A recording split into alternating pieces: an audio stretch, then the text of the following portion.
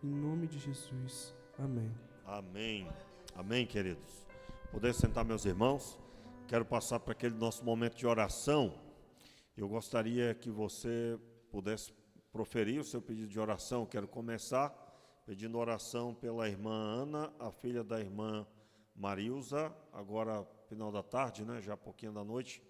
Nós estivemos ali orando por ela. Amanhã ela começa a fazer a quimioterapia. Para os irmãos que não sabem, ela passou pelo procedimento cirúrgico de retirada de um câncer e está se recuperando muito bem, e amanhã começa a quimioterapia.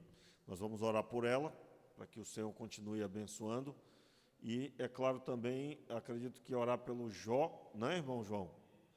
Na mesma situação, vamos orar também pela Magali, filha da saudosa irmã Severina Souza. Ela se encontra também na mesma condição, mas numa condição bem debilitada. Nós vamos orar por ela também. Há mais alguém, meus irmãos? Outro pedido? Estou esquecendo de alguém aí? O Lili, vamos orar pelo Lili, irmão do irmão Samuel. A Márcia, irmã da irmã Nilzete. Hein? A irmã Laudelina, vamos orar pela recuperação total dela, em breve ela está com a gente aqui, né? Irmã Laudelina. Quem mais, meus irmãos? Vamos lá? Sim. Eu esqueci o nome dele. Paulo. Amém. Vamos lá? Vamos ficar de pé e vamos orar por esses motivos. Há mais alguém que quer acrescentar? Sim, ele voltou para o hospital, irmão. Voltou para o hospital. Hein? Ah, tá, mas é procedimento normal. Tá. Então é semelhante a Ana, né? É semelhante a Ana, então. O acompanhamento após o primeiro procedimento. Muito bem. Vamos orar. Ah, sim, irmãos, eu esqueci o nome dele.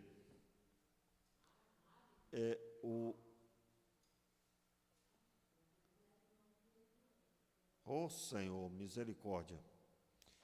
O irmão do Lulinha, do Luiz. Vamos orar por ele. Meu Pai, nós oramos nessa hora, pedimos, Pai, junto com a Tua igreja, concordamos em oração sobre a vida da Ana, Senhor, seja o Teu poder estabelecido, ela seja completamente sarada.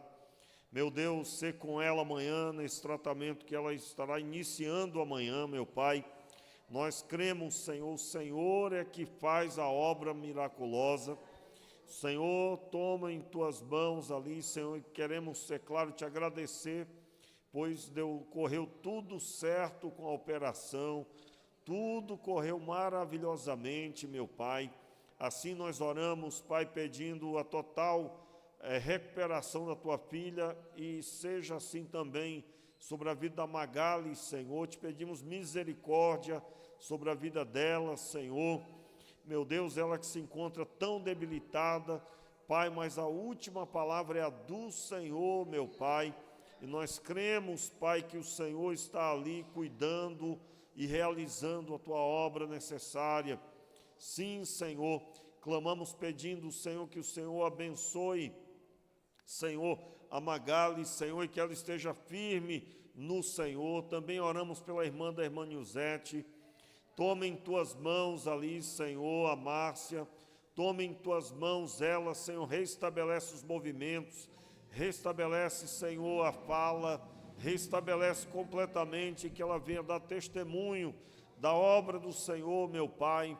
Abençoa ali os seus familiares ao redor, seus filhos, suas irmãs, Senhor, fortaleça as irmãs que estão ali cuidando.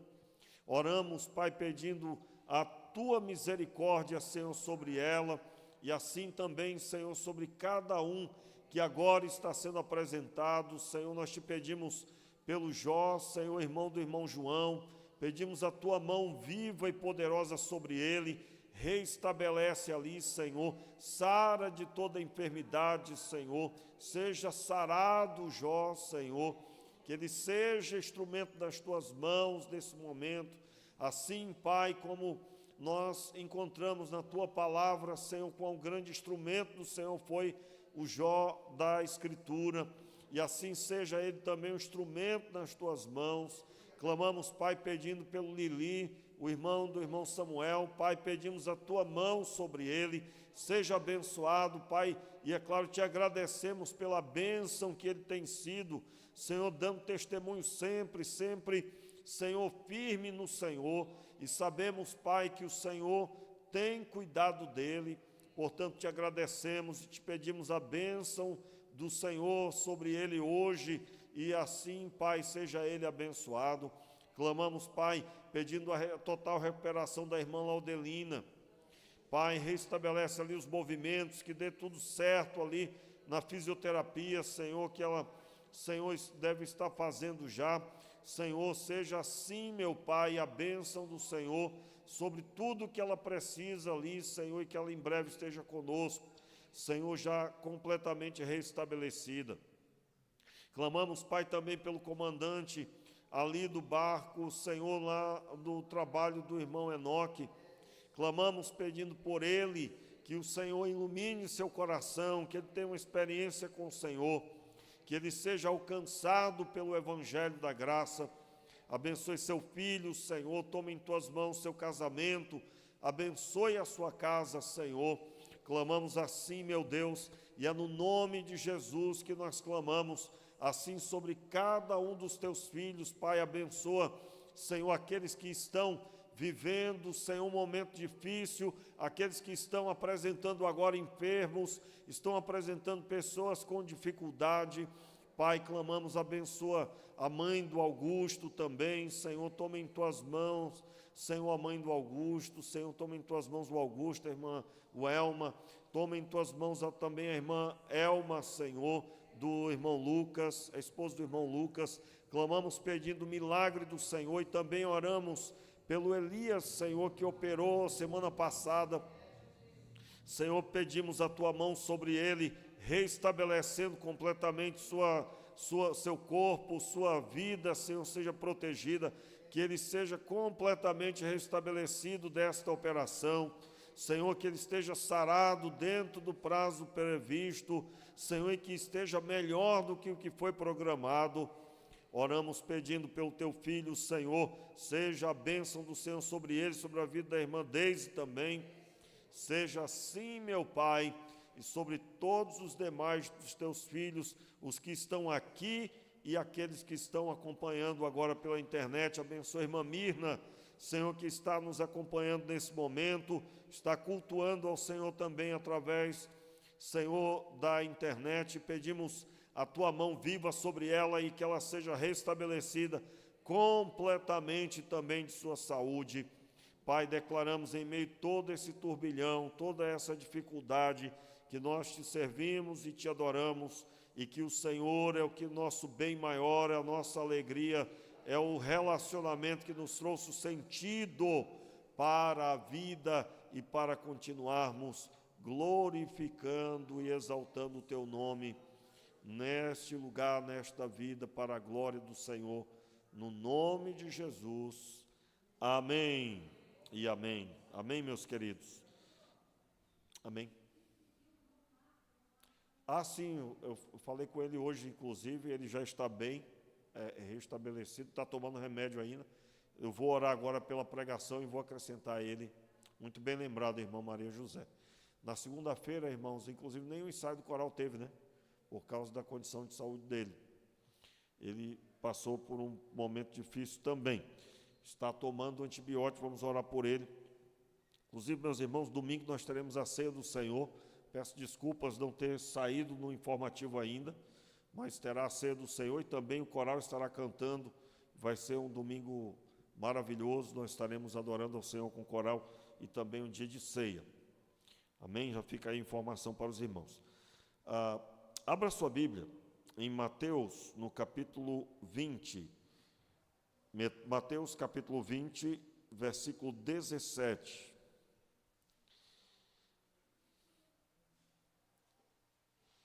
vamos orar, e aí eu vou acrescentar o irmão Marcos. Alguém lembra de mais algum outro pedido, irmãos? Hein? O irmão Carlinho, sempre, né? Sempre. Vamos orar?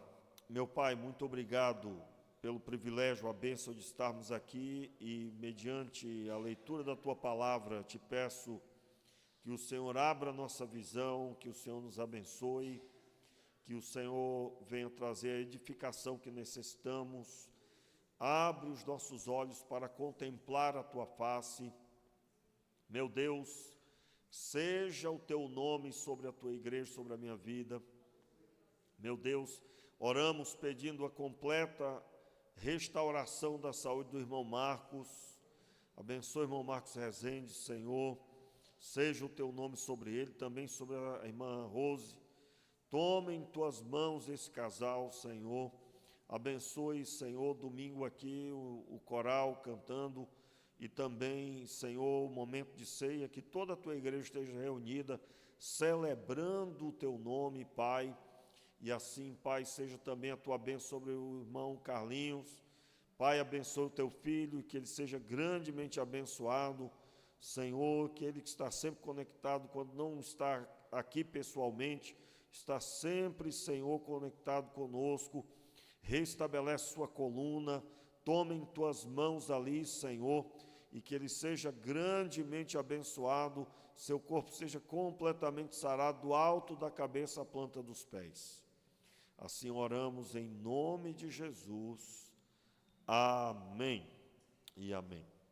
Diz assim a palavra de Deus, Mateus capítulo 20, versículo 17. Eu quero ler até o final do trecho, que é o capítulo 20, verso 17 até o verso 28. Diz assim: Quando entravam para subir a Jerusalém, ele chamou em particular os 12 discípulos e, quando caminhavam, lhes disse: Vamos para Jerusalém, e o Filho do Homem será entregue aos principais sacerdotes e aos mestres da lei. Eles o condenarão à morte e o entregarão aos gentios para que zombem dele e o açoitem e seja crucificado. No terceiro dia ele ressuscitará. Verso 20. Então se aproximou dele a mãe dos filhos de Zebedeu com seus filhos e, prostrando-se, fez-lhes um pedido. Perguntou ele, que queres? Disse ela, concede que estes meus 2 filhos se assentem, um à tua direita e o outro à tua esquerda no teu reino. Jesus, porém, respondeu, vamos ler juntos aí, repetir o verso 22, Jesus, porém, respondeu, não sabeis o que pedis? Podeis vós beber o cálice que estou para beber, e ser batizado com o batismo com quem estou para ser batizado? Responderam-lhe, podemos. Disse-lhe Jesus, na verdade, bebereis o meu cálice, mas o assentar-se à minha direita ou à minha esquerda não me pertence concedê-lo. Estes lugares pertencem àqueles a quem meu Pai os preparou. Quando os 12 ouviram isso, se indignaram contra os 2 irmãos. Então, Jesus, chamando-os a si, disse, bem sabeis que os governadores dos gentios os dominam e que os grandes exercem autoridade sobre eles. Não será assim entre vós. Vamos repetir? Não será assim entre vós. Pelo contrário, todo aquele que entre vós quiser tornar-se grande, seja vosso servo. E quem quiser ser o primeiro, seja vosso escravo. Tal como o Filho do Homem não veio para ser servido, mas para servir e dar a sua vida em resgate de muitos. Eu quero reler aí o versículo 28. Tal como o Filho do Homem não veio para ser servido, mas para servir e dar a sua vida em resgate de muitos. Meus irmãos, nessa noite eu gostaria de continuar falando sobre esse assunto. Como receber o reino de Deus, como permanecer no reino. E o texto da palavra de Deus nos traz essa informação. Na primeira fase que nós falamos sobre isso, nós observamos Jesus utilizando das crianças que eram trazidas no colo de seus pais para serem abençoadas, ele nos ensinou a respeito. Na segunda parte, nós vimos da mesma forma agora Jesus pegando uma criança, pondo no meio dos discípulos, e o assunto era quem era o maior no reino dos céus. Hoje eu quero falar com os irmãos sobre o trecho da palavra de Deus que agora Jesus se aproxima do momento da crucificação. Está logo aí no começo, ele vai para Jerusalém e ele chama os 12 para estar mais próximos e ele fala aos 12 que ele seria entregue na mão dos judeus, os judeus o entregariam na mão dos gentios. Jesus estava se referindo aos romanos. Os judeus estariam promovendo toda aquela situação que os irmãos nós já conhecemos. Jesus seria entregue na mão dos romanos, ele é açoitado por eles, é crucificado por eles, sob a ordem e o pedido do povo de Israel. Então, Jesus recebe uma mãe, a mãe de 2 de seus discípulos. Ela se aproxima para pedir algo a ele, ela se prostra para pedir. Jesus pergunta a ela, versículo 21, que queres? E ela então pede o seguinte, versículo 21, concede que esses meus 2 filhos se assentem, uma à tua direita e outra à tua esquerda, no teu reino. A palavra que ela direciona é um pedido semelhante para o reino humano. Como assim? Isso nós entendemos porque estar à direita e estar à esquerda é uma linguagem de reino humano. E ela pedia como que alguém que está pedindo na frente de todos para que todos ouvissem. Queria ela, provavelmente, que Jesus dissesse então concederei tal pedido. E imagine depois o status dessa mãe e desses 2 discípulos ouvindo do próprio Jesus que eles seriam promovidos a autoridades nos céus.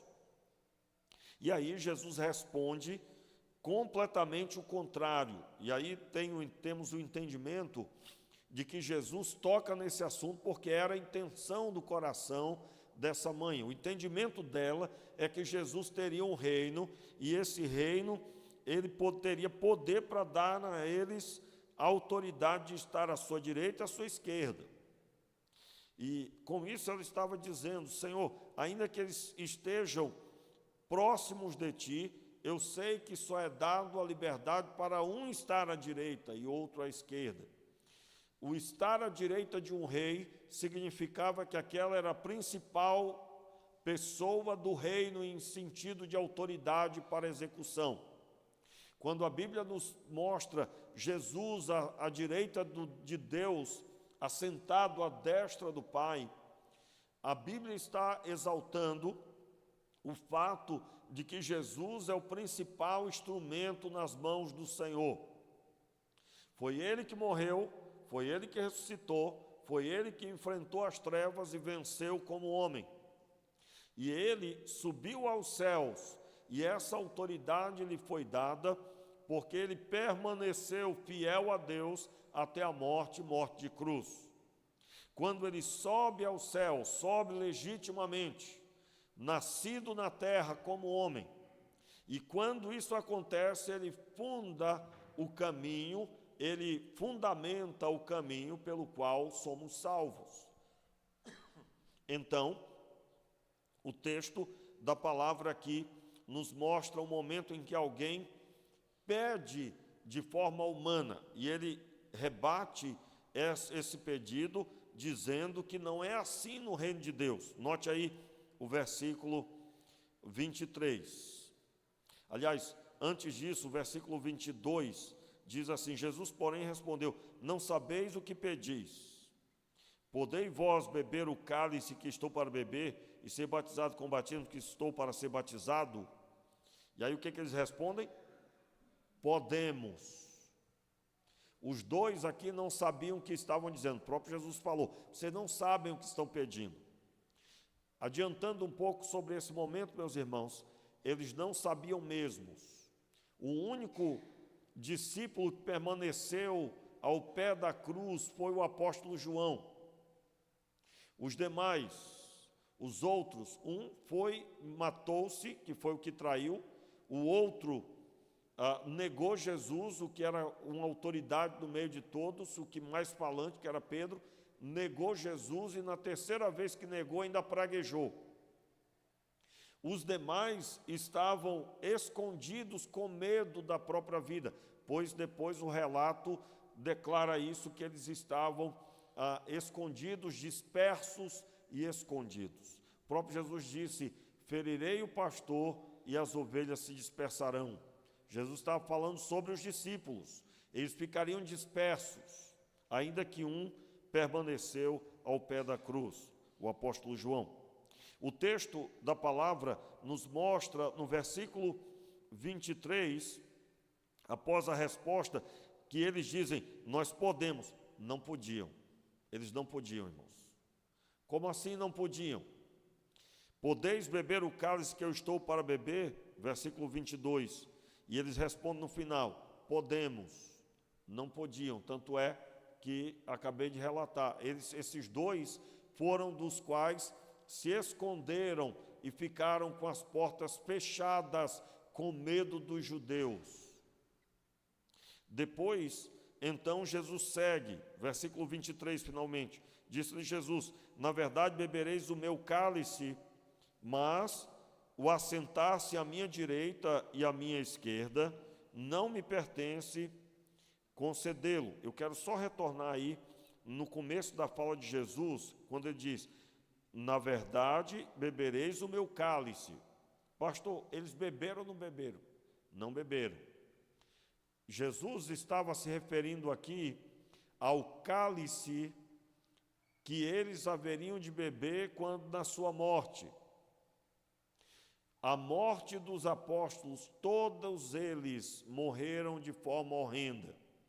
O único que morreu de velhice foi o apóstolo João. Ainda assim, no trajeto da sua caminhada, ele foi sentenciado à morte, e a sentença era ser lançado num caldeirão de óleo fervente. Nesse momento em que ele é lançado, aliás, isso está na história da igreja,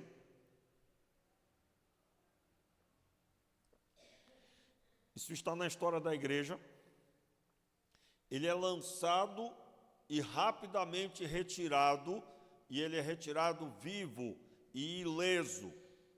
Ao que tudo indica, não está escrito na Bíblia, isso está na história da igreja, é um milagre que aconteceu, onde Deus o guardou de forma milagrosa. Ele saiu ileso de dentro do caldeirão. Aliás, uma das mortes dos cristãos mais horrendas era ser lançado dentro de um caldeirão de óleo fervente.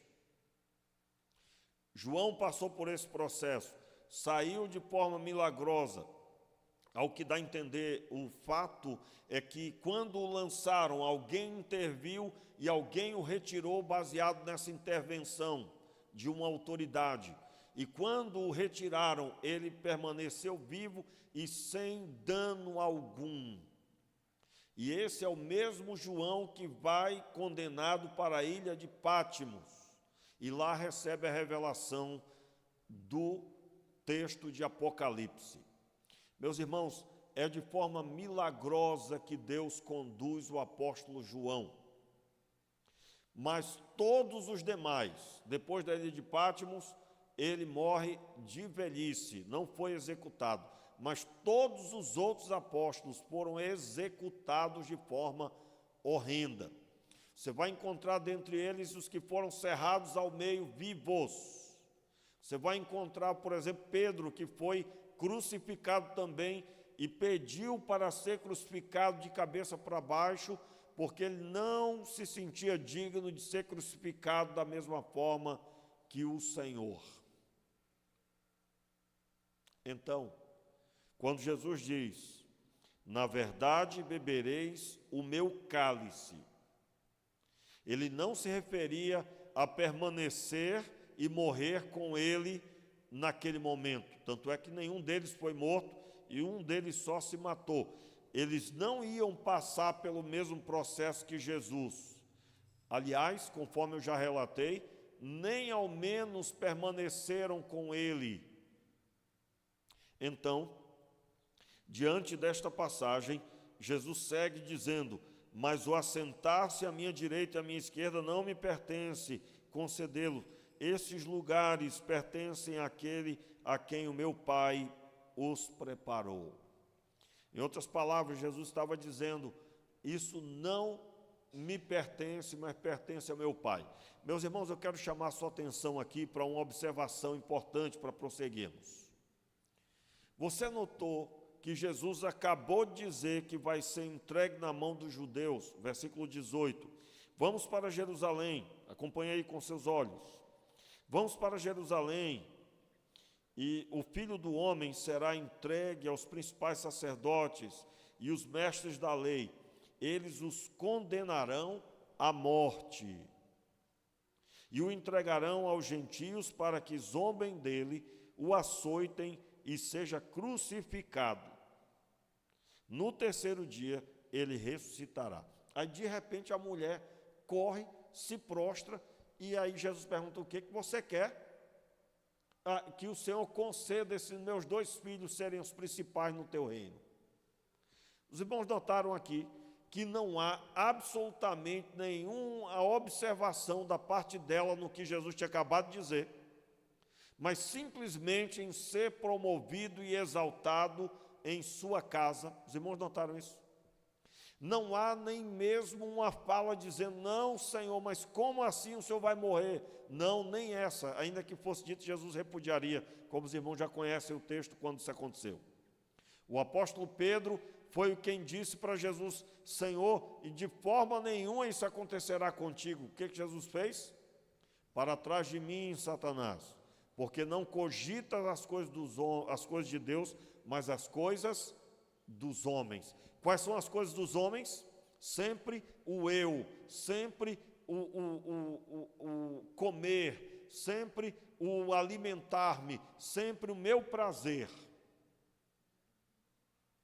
Por isso que quando nós entendemos que a vontade de Deus ela é boa, perfeita e agradável, conforme sabemos que é, mas ela é boa, perfeita e agradável no seu resultado, porque na maioria das vezes, para fazer a vontade de Deus, você será contrariado, vai doer, você sofrerá dano. E na hora que estamos vivendo essa passagem, esse momento não é agradável. Aliás, eu quero reforçar aqui que nós precisamos de libertação do sentir. Nós estamos sempre à procura de sentir. Essa é a geração que mais quer sentir. E aquilo que os mais antigos conhecem, essa geração não conhece. Como assim? Há pelo menos 50 anos atrás, os que são aí de mais de 55, 60 anos, sabem disso. 50 para frente. A pessoa queria ter o sentir bem de ter uma casa, essa pessoa não tinha dificuldade alguma de sentir mal em trabalhar duro todos os dias. Os irmãos estão entendendo o que eu estou dizendo? Quer sentir bem de obter algo material, não há nenhuma dificuldade de trabalhar duro e só ter isso daqui a alguns anos. Só que aí criaram um negócio chamado cartão de crédito, que declara que você pode ter agora e pagar em 3 anos. Entenderam a diferença? Você pode sentir agora a satisfação.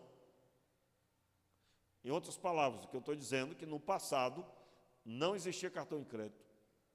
Não existia nenhuma possibilidade de você ter agora o que só poderia ser comprado com muito tempo. Então, naquele tempo, as pessoas tinham tranquilidade em dizer, não, eu estou rumo a adquirir, e estou bem. Agora, nós vivemos num tempo onde as pessoas estão oferecendo condições de sentir a todo custo. E isso em todas as áreas, seja no entretenimento, seja no momento rápido, seja na área financeira, seja o sentir, sempre tem que estar sentindo bem. E isso não caminha com a vontade de Deus, irmãos. Não caminha.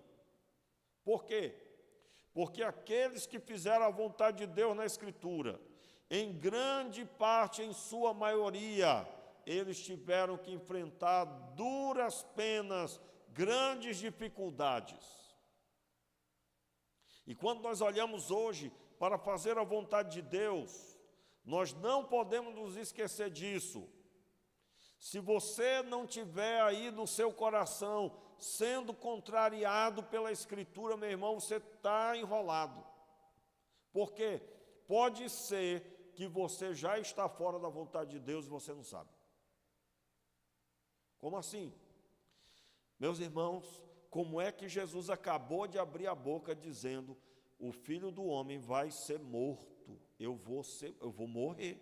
Olha, o processo. Os judeus vou ser entregue na mão dos judeus, eles vão me condenar à morte, é o que ele está dizendo no verso 18. Eles vão me entregar na mão dos gentios e eu vou ser crucificado. Essa palavra na época, essa é a pior de todas dessa palavra. Por quê? Só era crucificado o pior bandido. Jesus acabou de dizer aqui que ele seria colocado semelhante ao pior bandido da época. E essa mulher só teve tempo para falar do bem que ela iria receber para sua casa. Meus irmãos, eu acredito que surge a pergunta, o que isso tem a ver com as nossas vidas? Eu digo a você que nesse tempo, e é claro, em nome de Jesus, que você esteja aí abençoado, não necessite ouvir essa palavra. Mas fica o ensino. Nesse tempo, é o tempo que nós estamos lidando com exatamente isso. Acabei de relatar. As pessoas querem sentir, quando na verdade elas deveriam observar o que se deve mais valor diante delas. É a obra do Senhor, é o nome do Senhor. É aquilo que Ele está fazendo e fez por nós. Entenda bem o que está acontecendo aqui. Aí, para entender isso, eu quero ler o último versículo, verso 18. Vamos ler o versículo 26 em diante, até o 28, aliás, desculpa. Versículo 26 até o 28. Vamos ler para entender o que eu vou falar agora. Não será assim entre vós, pelo contrário, todo aquele que entre vós quiser tornar-se grande, seja vosso servo. E quem quiser ser o primeiro, seja vosso escravo. Tal como o Filho do Homem, que Jesus está falando dele, não veio para ser servido, mas para servir e dar a sua vida em resgate de muitos. Note bem aí, espinal. Não veio para ser servido, mas para servir e dar a sua vida em resgate de muitos. Vamos lá. Olha só o que aconteceu. Jesus está antes da fundação do mundo com o Pai. Ele criou todas as coisas. O texto de João 1 diz, no princípio era o Verbo estava com Deus e o Verbo era Deus. Tudo que foi feito por meio dele e sem ele nada teria sido. Nele estava a vida, e a vida era a luz dos homens. E aí o verso 14, e o verbo se fez carne e habitou entre nós. E vimos a sua glória, a glória como do unigênito do Pai. Grava aí. O que aconteceu então? O Senhor, que estava desde a fundação do mundo, lembra do que nós ouvimos aqui na EBD, na última vez que eu ministrei, eu relembrei isso. O Pai, o Filho e o Espírito Santo na criação. O Espírito Santo pairava sobre a face das águas, a voz que ecoou dizendo, haja luz, ela ecoou e a voz era de quem? Era a voz do Filho, o Verbo, a palavra. E o Pai estava onde? Como que sentado no trono, mediante o seu plano, estava tudo sendo executado pelo Filho e executado pelo Espírito Santo. A feitura do que foi ordenado foi feito pelo Espírito Santo. Então, o texto da palavra mostra que o Senhor, Ele deixou essa magnitude, Ele largou a amplitude do poder, da autoridade, do estar sobre todas as coisas, e Ele se fez carne e habitou entre nós. Meus irmãos, o rei que essa mãe estava pedindo para nomear os seus filhos, um à esquerda e outro à direita, ele deixou a sua grandiosidade para estar no meio de nós. E quando ele veio, o que acontece com a grande autoridade? Uma grande autoridade, quando ela vem para um lugar, ela é recebida por quem? Ela é recebida por quem? Por outras autoridades.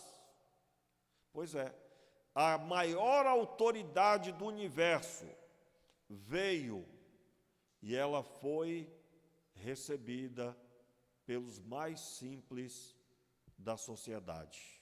Quem foi que veio contemplar o seu nascimento?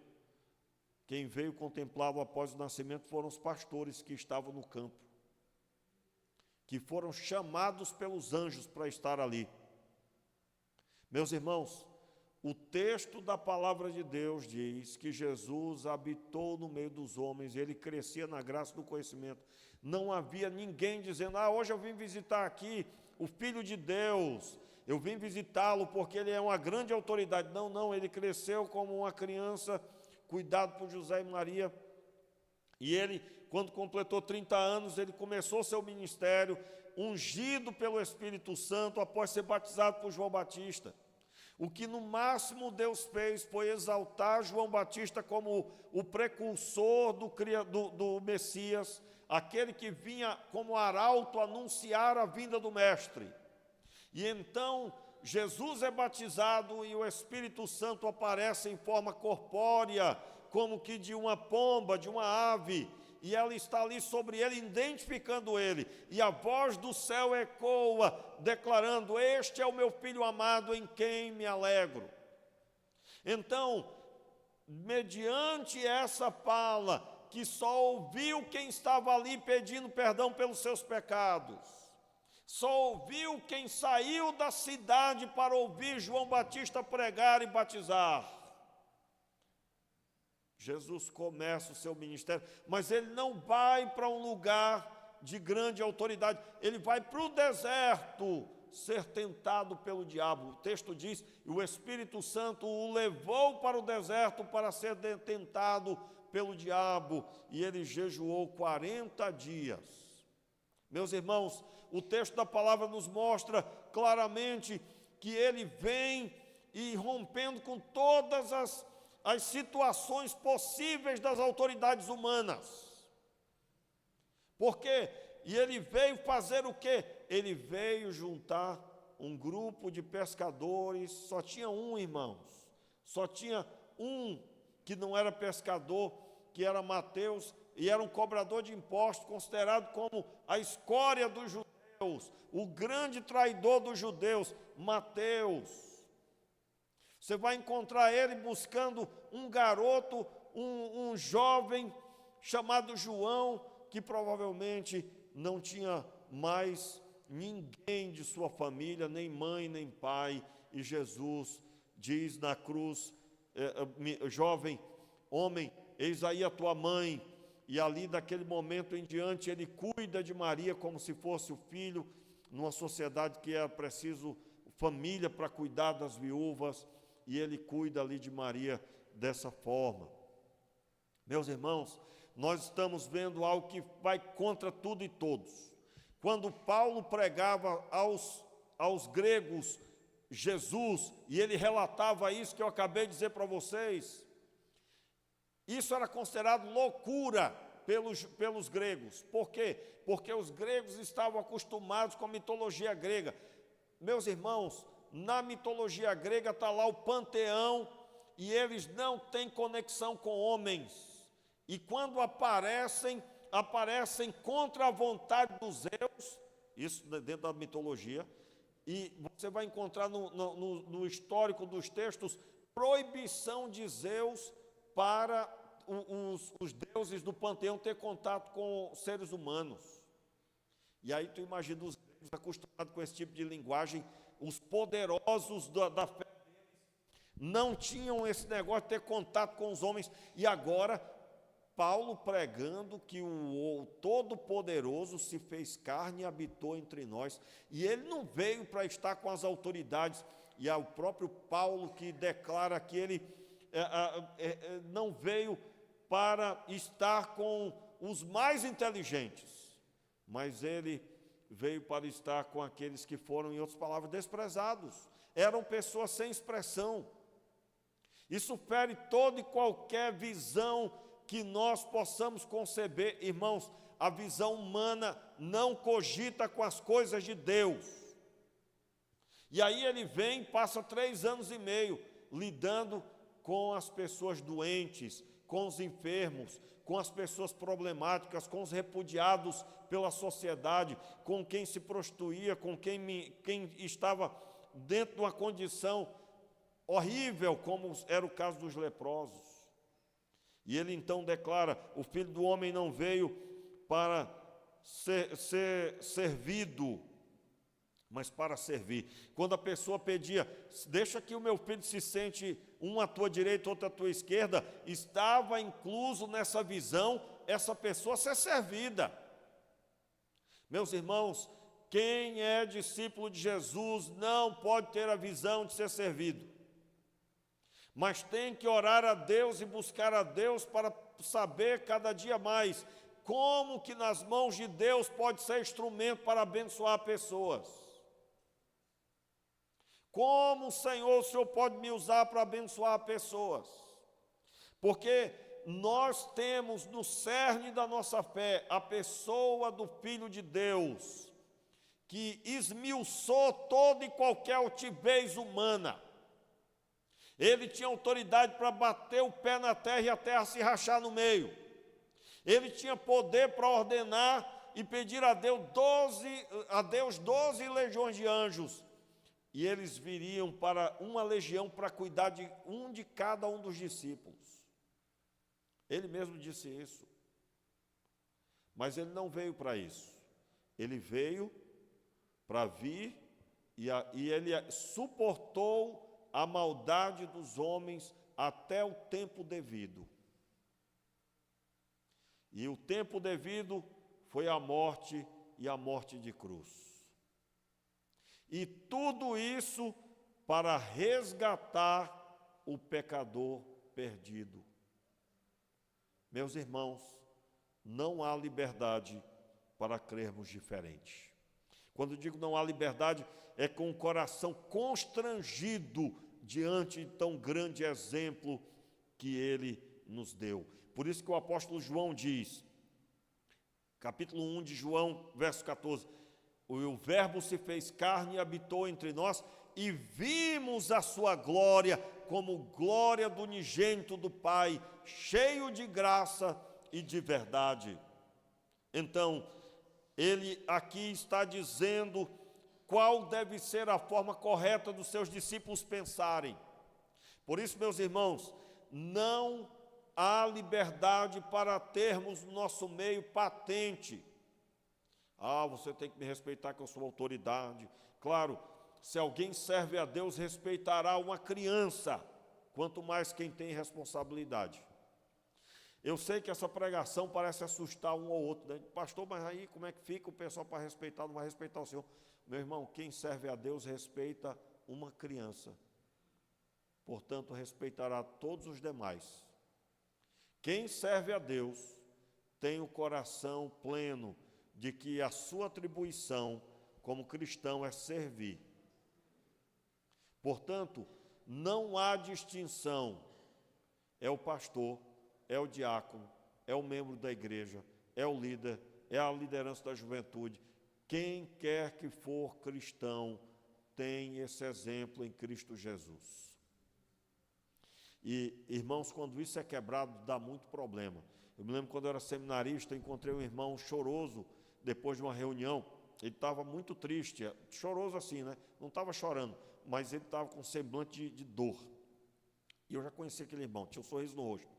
E ele era muito humilde, aquele tipo de pessoa humilde que, se alguém altivo chega perto, humilha. E aí eu fui perguntar para ele: o que é que houve, rapaz? Você não está bem, o que é que houve? O que aconteceu? Acabou a reunião. Aconteceu alguma coisa lá que eu não percebi? Aí ele citou que uma pessoa chegou e disse: olha, levante-se daí e eu vou sentar aí. E aí eu não vou relatar o resto que foi dito. Mas a pessoa disse para ele levantar porque ele não era para estar sentado ali, aquele lugar é daquela pessoa. Aquela pessoa, em outras palavras, disse: eu sou mais importante do que você. E ele se levantou e foi para outro lugar. Irmãos, não havia nada disso, não. O lugar era para todo mundo sentar sem distinção, não tinha nada reservado. Mas ali era a mais pura prova de que muitos não entenderam, ou pelo menos um, não entendeu a fé. Meus irmãos, eu quero em nome de Jesus declarar sobre a sua vida. Você foi, em nome de Jesus, meu irmão, em nome de Jesus, receba aí agora em nome de Jesus, pode levantar sua mão. Você foi arrancado das trevas e foi colocado na luz. Seu nome estava na lama do pecado, e esse nome foi escrito no livro da vida. E tudo isso foi feito para que, mediante o selar do Espírito Santo, você foi selado com o Espírito Santo da promessa. Você recebeu a promessa de um novo coração. Esse novo coração é dado pelo Espírito Santo. O sentir Deus, o ouvir Deus só é possível por causa do Espírito Santo. E tudo isso para que você seja instrumento dele para abençoar pessoas. O que é que impede que isso aconteça? Quando você tem um engano no coração de que você vai ser servido. Isso veda para a sua visão, isso impede a sua visão para você se colocar como deve. Em nome de Jesus, que o poder do Senhor venha sobre a sua vida e você tenha plena visão do que você deve fazer, servir as pessoas.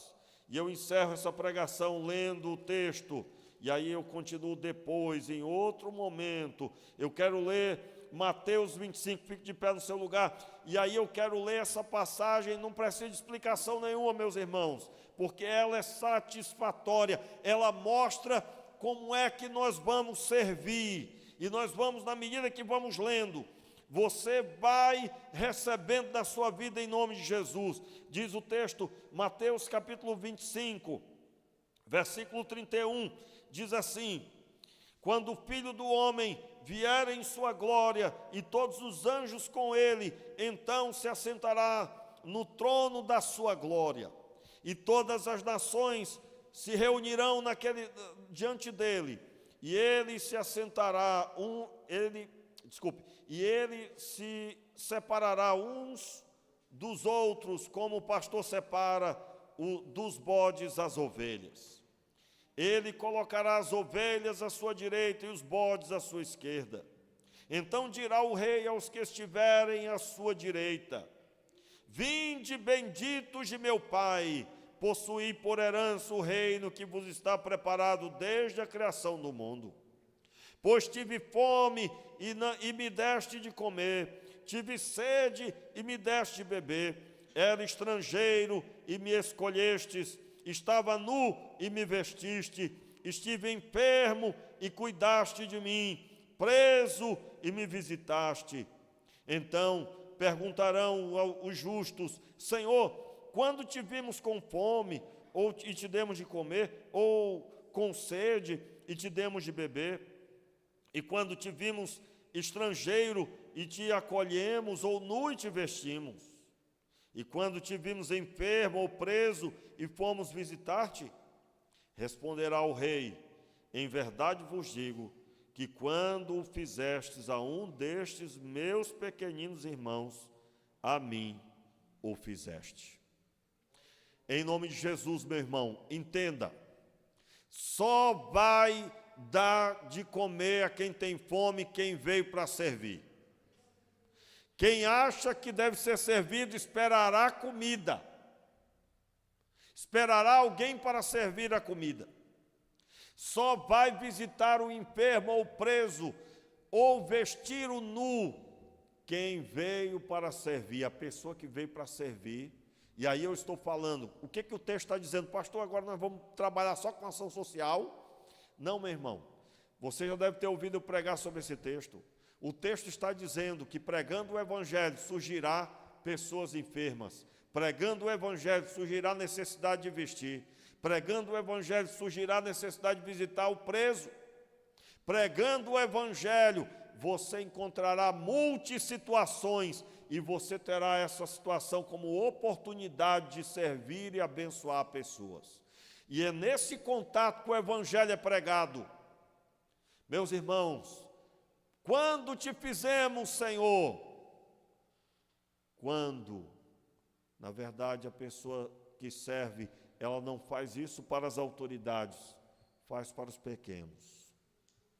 Meus irmãos, que o Senhor Deus nos use nessa geração, que quando você ouvir o chamado para servir, quando você vê uma oportunidade de pregar o evangelho, talvez você vai ajudar alguém a lavar um carro, talvez você vai ajudar alguém que acabou de ganhar uma criança, uma moça, você, senhora, vai lá ajudar com o objetivo de ajudar, mas sabendo que você tem uma missão de pregar o evangelho. Eu não sei como vai ser, mas eu sei que Deus te dará sabedoria, mas só não colocará empecilho quem já sabe que veio para servir.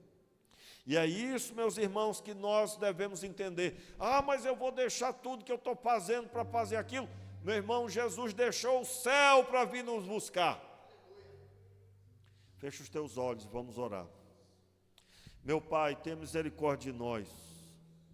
Nos ajude, Senhor, a termos essa visão correta das coisas do Senhor. Deus, trabalhe no nosso coração, retira toda a altivez do nosso coração.